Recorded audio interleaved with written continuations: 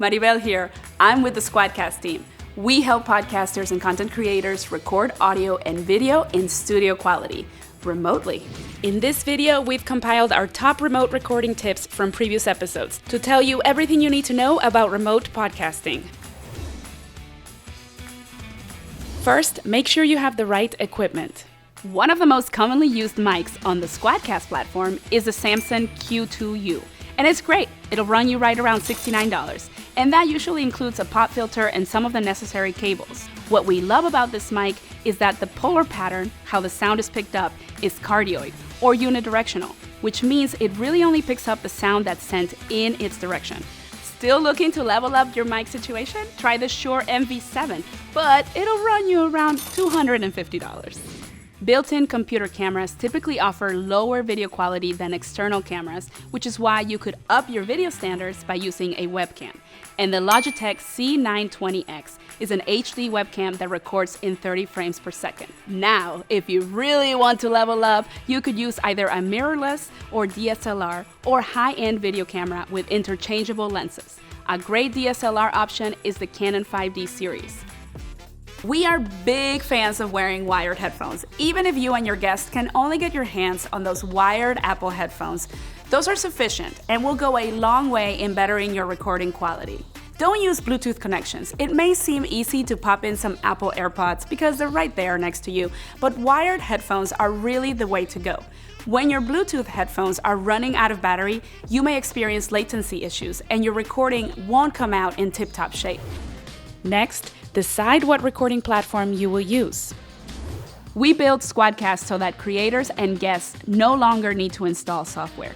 Hit record with confidence and know that you and your guests will always be recorded in the highest quality possible. The great thing about recording with SquadCast is that you have a reliable remote recording studio and the best quality possible at your fingertips for both audio and video. SquadCast FM records locally, so there's no quality loss in the transfer of the data. Plus, our progressive upload allows you to save time while you record, meaning you don't have to have your guests sit and wait around while the files upload to the cloud. Once you have that settled, it's time to get a little technical. We make sure to do a sound check. Here's where I make sure their mic and headphones are selected and recognized by SquadCast. I want to make sure that if they're using a microphone, that it's plugged in and that they're not being picked up by the internal microphone on the computer. If we're also recording video, location is everything, so I make sure my guest is sitting in a well-lit room. Now let me be the first to tell you that you cannot do podcasting alone, so you're gonna wanna plug into the world of podcasting. Join the podcasting Twitter community on Twitter. A few months ago, Twitter released their communities feature in beta, and there's one specifically for the podcast community. When you post in podcasting Twitter, your tweets only go out to other podcasters. Pretty cool way to connect, learn, and grow, right? Make sure you watch our video on 10 easy ways to get you plugged into the world of podcasting.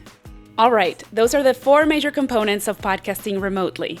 Now, here's another thing you really need to know. Don't forget your setup and recording space needs to be sound ready. We've all seen the pictures of podcasters recording under a blanket fort, right?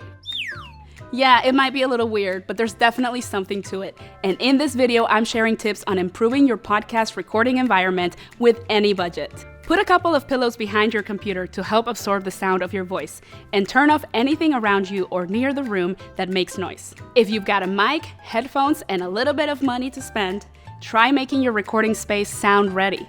You can use sound dampening foam.